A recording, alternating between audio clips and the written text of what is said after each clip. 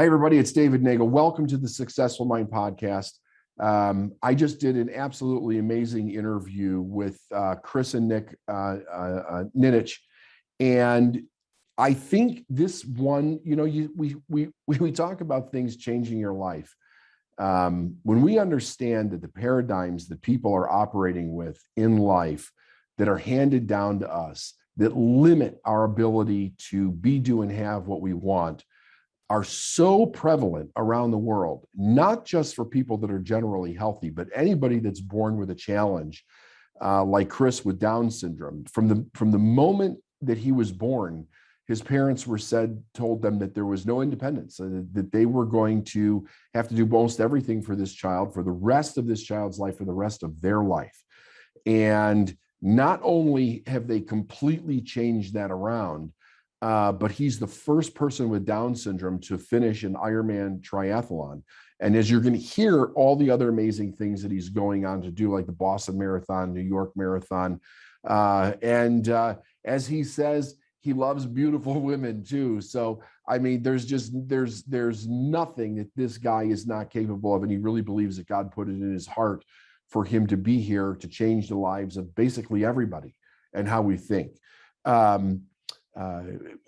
Chris Nikic is the first person with Down syndrome to complete the Ironman triathlon. Now he's inspiring others to achieve their goals by getting 1% better every day. And you got to hear the story about this 1%, because anybody can apply this and achieve amazing things over a period of time, because this 1% builds upon itself. It compounds like compounding interest. But it's compounding in intellect, it's compounding emotion, it's compounding in capability. From the moment Chris was born, his parents knew that he would achieve anything he set his mind to. So when Chris became involved in triathlons with the Special Olympics, his dad, Nik Nikic, took on the role of coach. Together, they sent their sights on Chris becoming the first person with Down syndrome to complete an Ironman triathlon. A business coach and entrepreneur, Nik says that the 1% better mindset has helped Chris achieve so many of his goals. In this book, Chris shares how the 1% better system can help others achieve their dreams every single day. They can overcome mental hurdles of pain, stay motivated using irrefutable laws of motivation, see failures as opportunities for improvement, and form lifelong habits of success. Again, the book here is called 1% Better, Reaching My Full Potential, and how you can too. You can get it at any of the major book suppliers, including Amazon. It'll be out here shortly, and an audio version of it is also going to be released shortly too. So without further ado, let's check out this very special interview.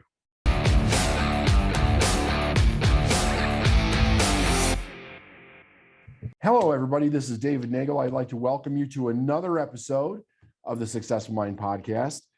Today, it is a great pleasure and honor to introduce both Chris and Nik Nikic. Today, you're going to learn something that I think will absolutely blow your mind, change your paradigm, not only about people that come into our world with challenges, but about human nature to begin with. Because I see the story that you're about to hear and learn about is one that involves more than just one person overcoming and finding out what they're actually capable of as far as the human spirit and the ideas that God can put on a person's heart, but the belief that has to change within multiple individuals in order for people to win in society. And we currently live in an age where we need so much more information and education as far as individual purpose. And I completely believe that people like Chris have come here with the idea to put that inspiration into our hearts and to say, you know something, if you can do something that most of the average people have a difficult time even doing because of a higher sense of purpose, can you imagine the amount of knowledge, the amount of trust, the amount of encouragement that you give to people through the things that you actually do? your ability to be able to go beyond what is most people can even comprehend in their mind, to be able to pull something off and do it in such an extraordinary way. And here's how I would like to start this out, because this is a question that's been going through my mind, not only since I read the book, but I was watching some of the interviews that you did on YouTube that were extraordinary, by the way. And I really want to hear about the ants too. Like, you got to tell me that story about the ants. How did you notice, though, Nick, that you were onto something with making this progress when you self-admittedly said that most people couldn't see it because it takes such a long time to actually see the progress? It's not that it's not happening, but you're not measuring it because you don't even realize that it's there. What changed that for you? So I own a company that does that for a living. I help organizations measure progress because it's easy to miss what's working, what's not. And so with Chris, I did the same thing. I took what I do for work and I said, look, buddy, we're just going to measure. We're not going to compare you to anybody else. We're just going to help you become a little bit better each day. And if you don't measure it, the progress is so slow that compared to other people, you feel like you're going backwards. Okay. And so we decided to stop looking at everybody else and only look at Chris and his progress so that he can get closer to his potential, which we believe was very different from other people's potential. And we were convinced that it was different. So that's how it happened. So we started tracking, put it on a spreadsheet and put it on a graph. And we noticed that the progress, while minimal, was progress. And that's all that really mattered, was that Chris was making progress. How much did what doctors tell you about people with Down syndrome affect your own paradigm as far as what your son could do? Well, for the first 18 years, for me and my wife, it affected us enormously because we bought into the paradigm. That was the biggest mistake. If I have any regrets in my life, it's that for 18 years, as a parent of someone who had a gift that God put deep inside of him, we weren't helping him realize his gift because we accepted society's paradigm about what he couldn't do. And you'll ask Chris, as we get into it, and he'll tell you now that don't tell me what I can't do, because he believes he can do anything. And so what happened a few years ago is we decided to shut the world out. We decided to stop listening to everybody. We decided to create our own paradigm and to say, look, we don't want to listen to that anymore because we don't like the results we've gotten. And we were on a mission to help Chris. We weren't really thinking about the bigger picture. We were just on a mission to help our son become more included and more involved in society and a little more capable so he can enjoy the rest of his life. And it started out as a really simple journey. But I did shut out the rest of the world because I didn't want him to hear anything other than, you can do it, buddy. You can get better every day. Chris, what was your mindset around it before your dad started to say shut out the world and start to look at measuring your progress? Did you feel that you were capable of more at that point, or was this a struggle for you also? So, it's such an honor that my dad sent a word out is because not only he did that because he just wants me to live independent and like he said, I want to be quoted and God said he's here to do what's possible. And when I crossed that finish line in Camino City, Florida, Ironman, I knew that God was sent me to the finish line and he brought his angels over me. Yes, he did bring all the angels over you, baby. Absolutely. Absolutely. Do you feel, Chris, now that, so I think that this is my question. I'm so excited to even ask this. Now that you did this, going through the rigors of the training, competing, going through all of the physical and the mental challenges, do you see yourself as having a more expanded purpose since then? Has it grown for you? I would see myself in the marathons for now. I'm doing the Boston Marathon. And then at the end of October, I'll be doing November, New York City Marathon, and then I'll Really? be doing the DC Marathon. And with this hard, physically, mentally training, it takes time. Yeah. And it goes repetition after repetition. So maybe the other question he wants to know is, when you started reading all of the social media, the thousands of moms and dads who started sending you message, he wants to know what did that make you feel like? What's your mission now after you reading all those thousands of social media posts? So I've been noticing that a lot of parents have been saying that I'm the hero, and that I'm the leader. And it goes back to where the dream got started. And how does it make you feel when they tell you you're the hero, role model, and the leader? Yeah. Okay. Happy, yeah. And what do you want to do for them? I just want to be included. That's incredible. It's interesting because even the most educated people, you're changing their paradigm. You're changing the paradigm of doctors. I heard you say when you were talking to Bobby, I think it was, in the YouTube, that now you need the numbers, right? More and more people with Down syndrome and other challenges to be able to do these things, to change the mindset of the medical community, so that they don't believe that like this is just a one-off type of a fluke, but you're really looking at, listen, this person, we can train the mind, we can educate the mind, we can train the mind and the body together to do things beyond what you think is only possible for someone. I've always, pardon me? Absolutely. And the numbers help do that, yes? Yeah, so, think of it this way. People are saying, well, Chris is the exception because they don't remember, just a few years ago that he was, I tell people, a few years ago, Chris's girlfriend, who's a year younger with Down syndrome, was going to the World Games while Chris was fiddling around on the couch, right? His other best friend from childhood, Abigail, all 4'6" of her, is getting all this worldwide attention. And David and Cerise, his other friends with Down syndrome, all his age or younger, are much more successful, going to states and World Games. And Chris is your average kid with Down syndrome sitting on the couch. People don't remember that. Now Right. They see him as an Ironman and think, well, he's just the exception. And so it takes numbers to change people's perception. So now Abigail and Chad and others with Down syndrome are all doing triathlons. Now they're showing, hey, if Chris can do it, we can do it.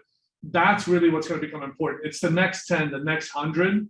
Yes. Going to change perceptions. Chris is just a spark, and we hope he's the spark that lights a big match and we get a raging inferno of others doing this, so that we can change the world's perceptions of what our kids can do.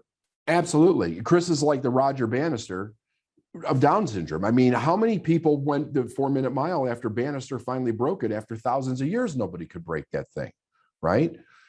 It's so incredible that not only is the human mind so capable of doing things like you folks are doing, but it's also capable of being so rigid that it doesn't want to allow people to give them the chance to be able to do it. And the fact that God sends people like you here to be able to show the rest of us what's actually possible is extraordinary. I mean, it is so extraordinary.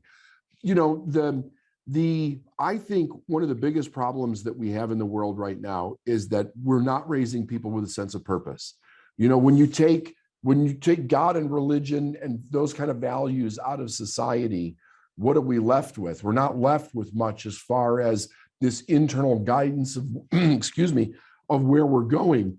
But then when somebody does something like you folks are doing, it's a renewed sense of restoration to the soul. I think that it is.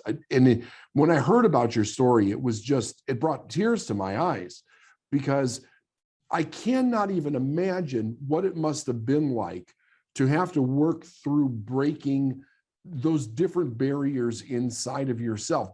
Chris, did you study anybody that had done this before, or was it everything was your own unique approach to this based on what you and your father did? Yeah, when people heard that I was coming on the red carpet, they knew that I completed the 140.6 miles. They knew that they would take pictures and tell me that how to start, and they realized that they now see me as a two-time SB winner in New York City, and they now see me as They see you that way now, buddy. California, LA, something, and then also see me playing the LPGA in Arkansas. Yeah, they haven't seen all that coming, did they? Yep. He played in a Pro-Am last week in Arkansas. Is that right? The Walmart LPGA tournament. Yeah. And we were in the Pro-Am in the last hole, 25-foot putt for us. We had to make it in order to win the Pro-Am. Chris steps up and drills a 25-foot putt. Awesome. That's awesome. Congratulations. That's just a visual for where Chris is now. He believes he can do anything, and he does. And look, to your question, it is absolutely kind of what happened. Chris has a gift that was very deep inside of him that we didn't know. And it took Chris going through a process of just getting 1% better each day for about 2.5 years. That's where this thing falls apart with most people. Most people want a 30-day return on their investment of time. This was a 2.5 year journey. And, Chris went through that journey only to realize that there was this gift buried deep inside that took effort and time for it to come out. And that's what happened with Chris. It became obvious to us that he had a gift that was placed there, by a higher power. We're strong believers that, God, chooses the right people at the right time. And so imagine the circumstances in the middle of a pandemic. Every Ironman in the world is canceled. Chris set a goal to do an Ironman.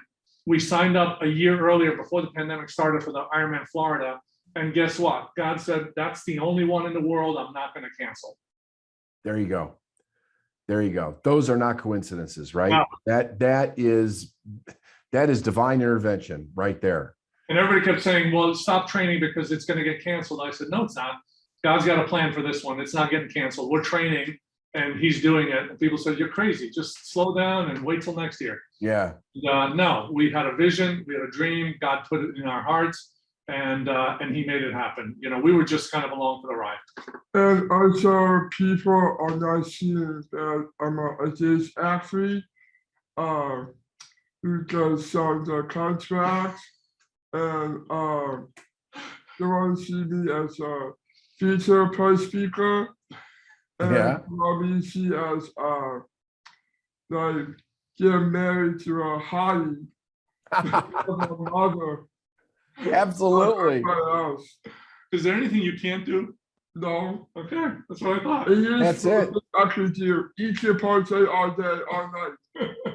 Okay, so here's a question, and Nick, answer this first, and then I'd like to hear Chris's version of this. What does 1% a day look like? What does that look like?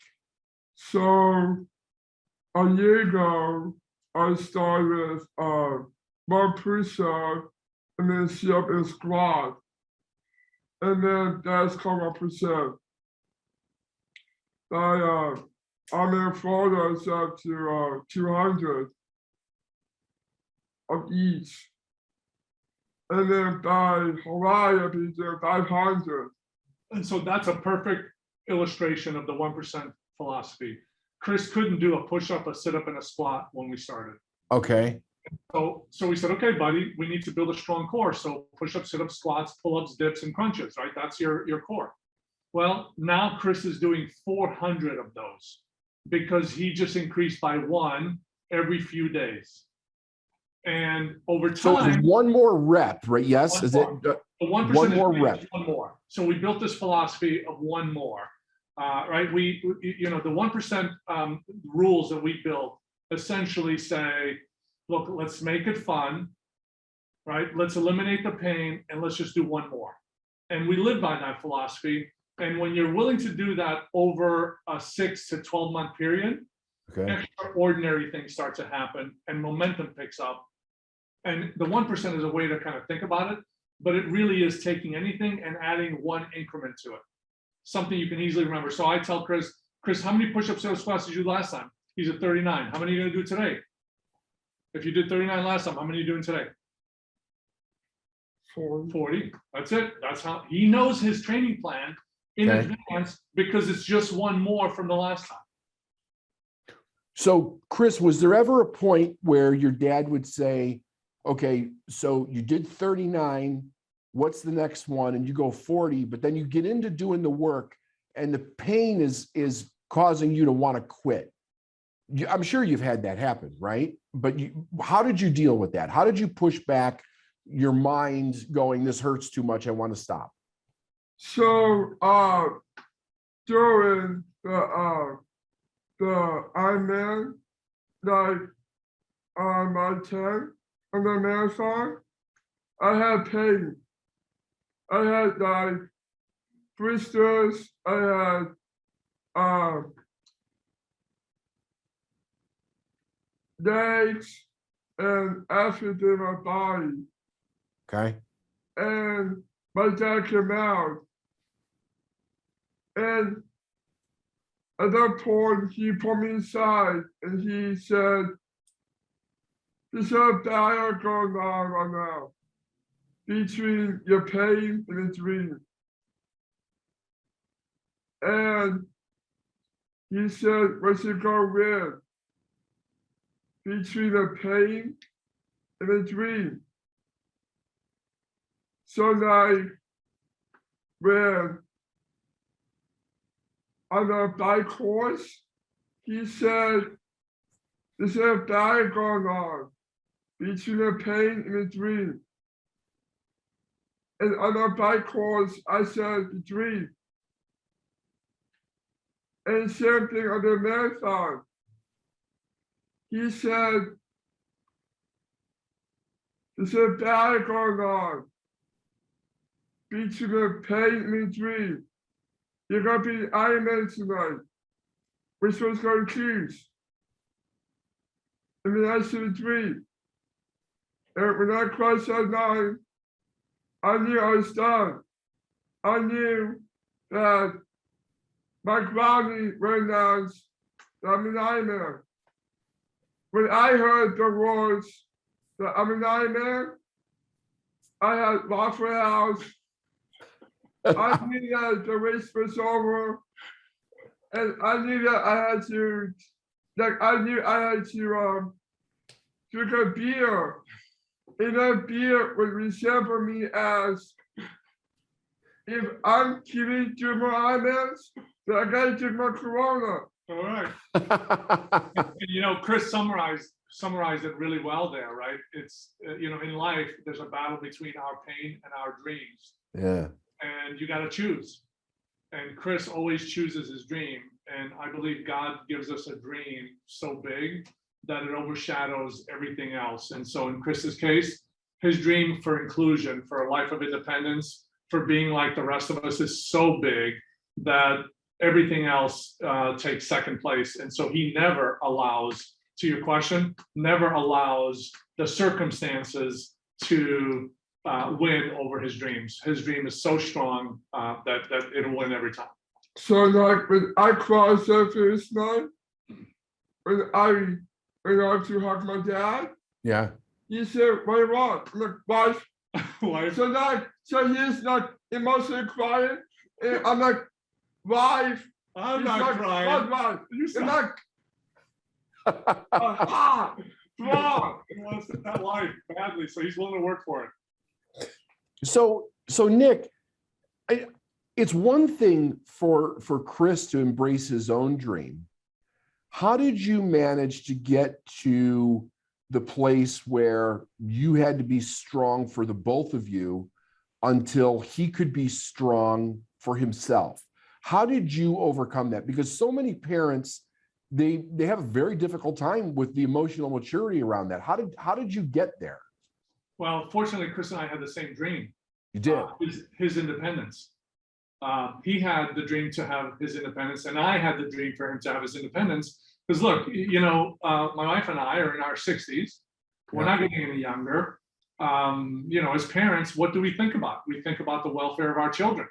And so the dream of helping him become independent was so great that I was willing to go through whatever I needed to go through to help him until he was self-sufficient. My job was to coach him and teach him to get to the point where he could do things on his own. He now can do almost everything on his own. He's almost at the point where he is almost self-sufficient. He's certainly financially self-sufficient because he makes more money than most of us. He's physically self-sufficient because he can pretty much do anything now. He's emotionally pretty self-sufficient. Now we're working on the intellectual and cognitive side, where we teach him some things that he didn't learn in the first 18 years because we accepted society's norms for him. But we now believe Chris can learn so much more than society has told us. So now we're going to start applying the 1% to his cognitive side.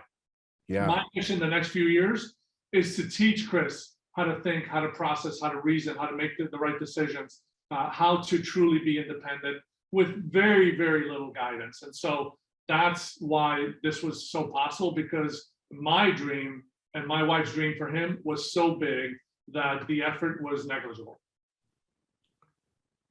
And you were basically told right from his birth that there was no independence, correct? And we accepted it. You accepted it. I'm so not true. Chris can, if you see Chris today, we just, take him to the gym or drop him off or whatever. And he's got everything done. He knows what to do. He gets it done. He goes to his locker, takes out his lock, does it all himself, puts his stuff away, trains. He does everything, and then he's done. And, he has become independent. I think we need to change our paradigm, our mindset. Yeah. Our kids are so capable, but we have to push them beyond that point. The problem is, because your typical child learns so much faster, the difference between our children and the typical children seems like the gap is getting wider and wider. And if you remember in the book, there's a place where I show a graph where actually over an 18-month period, the gap starts to close. And in Chris's case, the gap closed and he surpassed all his peers. And what was it specifically where you said to yourself, oh, this information that we've been getting is inaccurate? Our son is actually capable of incredible. What shifted that mindset for you? Was it something that happened, or did somebody say something, or was it a realization within your own relationship? How did that come about? It was actually the data. At about 16, 18 months, the data, remember, I'm a money metrics guy. Yeah.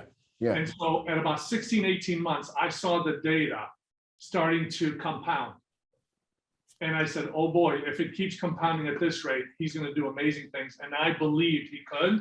And between 18 months and 30 months, he absolutely exploded in terms of his personal development. All right, buddy, put those muscles down. And that's what convinced me. It was the data and the numbers. And I knew that the metrics, if they sustain themselves, he could do amazing things. And I believed he could, because I was seeing the foundation building so strong that the next level, it was getting easier and easier. And there was a point at about the same time where Chris was practicing a speech, and Chris couldn't remember very much. That was part of his learning disability. And then all of a sudden one day, we're reviewing one of the speech he does. It was 32 PowerPoint slides, about a 20-minute speech. And Chris, one day I pulled it away from him and he started doing it from memory. And I said, oh my gosh, something else is going on. he is learning better and faster. And I noticed his skills were improving faster because what used to take me weeks to teach him, now he was learning in days and hours, and some of it even in minutes. And so I saw things after about 16, 18 months that convinced me that we were all wrong. Yeah, yeah, absolutely. Absolutely. When we get done here, I'd like to get a personal address for you. There's a bunch of books I'd like to send you that I think that you guys would find absolutely amazing. There was Glenn Doman. Did you ever hear Glenn Doman's name mentioned? Glenn was working with babies way back in the 70s that were considered in the day when we used the term retarded. And he was showing doctors that you literally could teach from a cellular level the mind to do things that people didn't think that the brain could do. And he was teaching babies how to walk, how to talk, how to read, and all these things that doctors were saying that absolutely could not be done with certain individuals. And I think he was out of Pittsburgh, Glenn.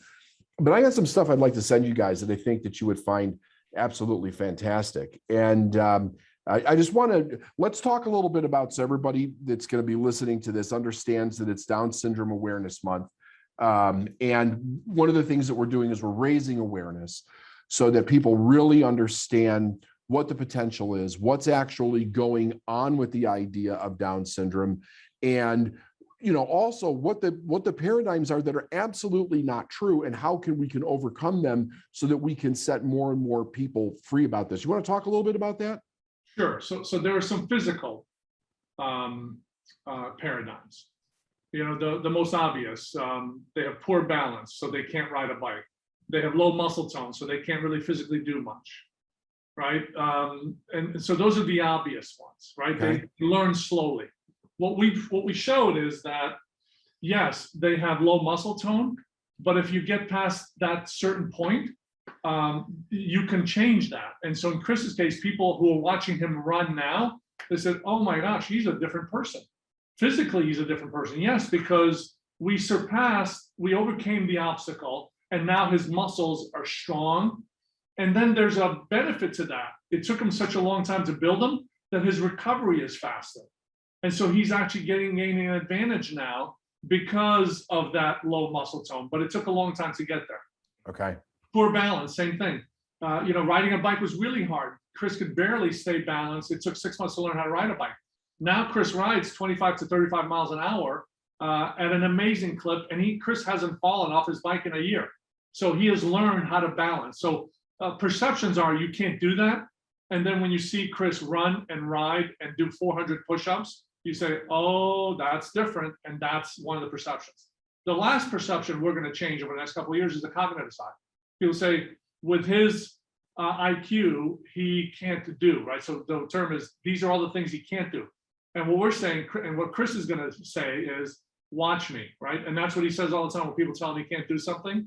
And so we're going to prove that cognitively, he can do all the things he needs to do to hold on a job, have a family, be social in environments, be appropriate, do all the things he needs to do. So those are the three major ones, in my mind, physical and intellectual, and then of course the social side.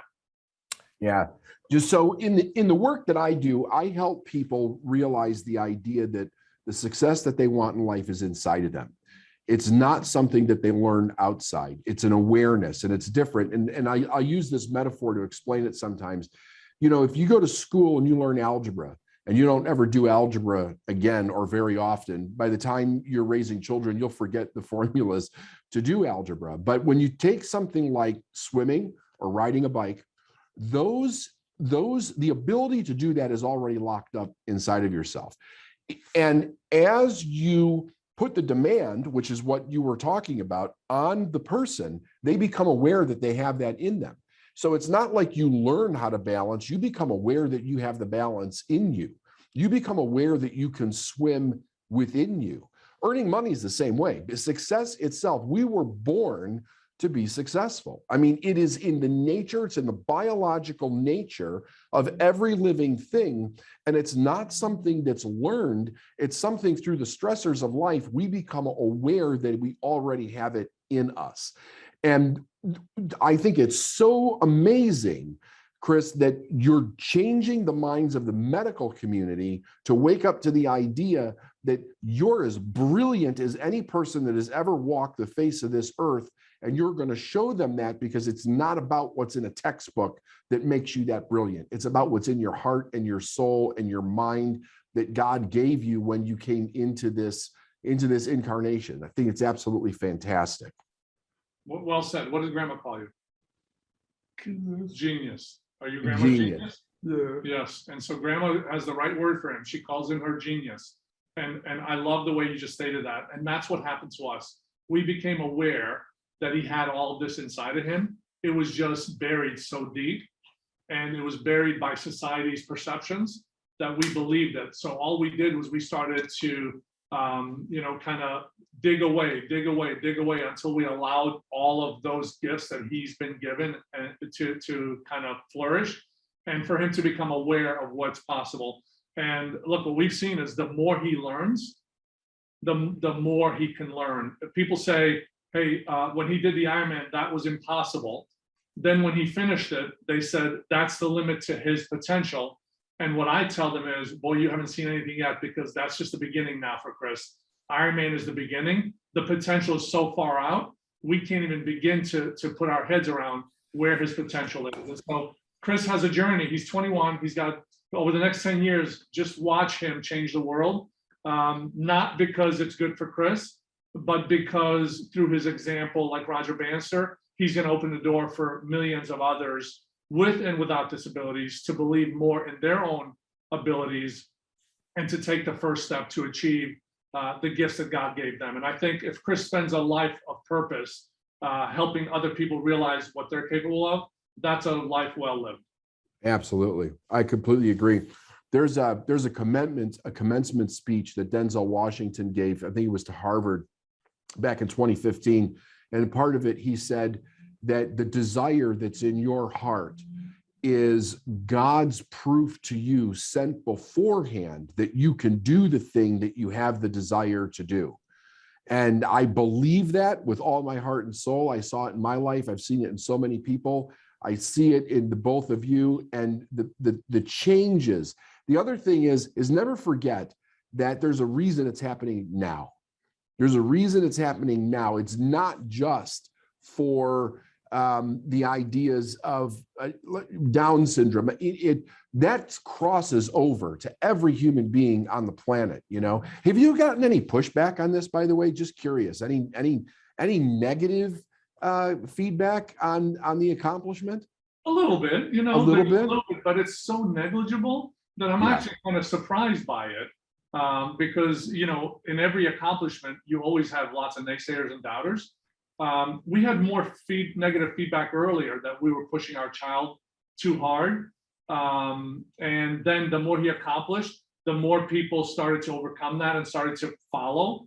And so, yes, we hear a little bit, but it is so rare. Yeah. And I think, to your point, I think part of the reason God picked Chris is because it's hard to criticize him.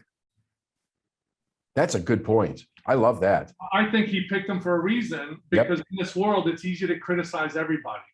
It's easy to find fault. And I think people have a hard time criticizing Chris. Right. It'd be easier to criticize you than it would be to criticize him. Yeah. And they do. So a lot of the criticism is of me, that I'm pushing him too hard. And I'm saying, look, I respect what you're saying, but you have to understand, I was watching him at the age of 18, sit on a couch, realizing that was the rest of his life. And I said I had to choose between allowing him to spend the rest of his life isolated, or seeing what he could do. And look, you tell me which option you would choose for your child. So my wife and I chose the option of preparing him for independence and inclusion and giving him a sense of purpose in life. And of course, we're protective, and especially my wife's more protective than I am. Well, of course, we're protective. People say, well, you're having him, ride in Hawaii on the big hills. I said, yes, but I've taught him how to do that. I've taught him how to handle the brakes and all that. It's no problem. If you teach people how to overcome obstacles, they can handle them. And so it's not that, there aren't obstacles and risk. It's that you teach people how to handle obstacles and risks.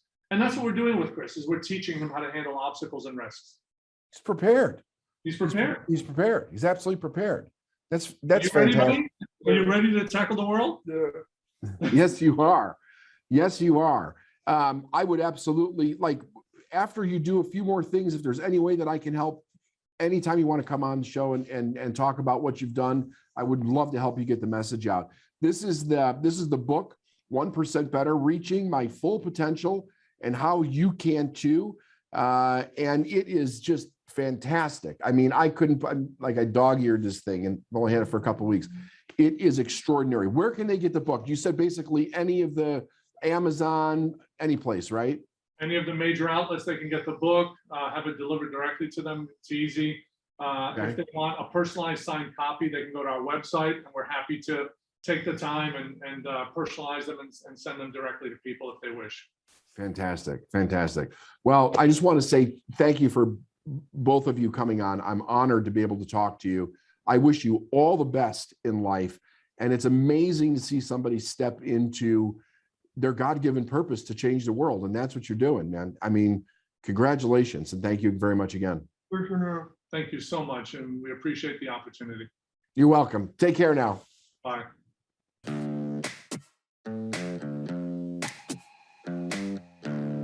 Thanks for listening to the Successful Mind podcast. And if you like what you heard and you want to know more, go to davidneagle.com/free stuff.